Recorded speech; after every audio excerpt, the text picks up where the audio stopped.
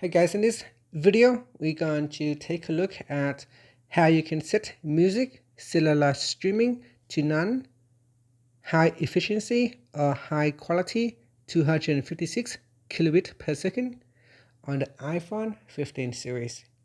First, let's go back to the home screen by swiping up at the bottom of the screen.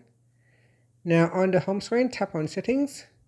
Then in the settings page, we scroll down and then tap on music. Next, in here, go down to the audio section and then tap on cellular streaming. Next, you can select none or high efficiency. Now this here, it will use the HECAA codec with low data usage.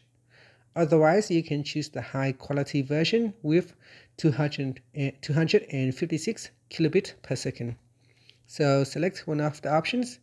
Then you can tap on the back key to go back to settings or swipe up to return back to the home screen. Thank you for watching this video. Please like and subscribe to my channel for more videos.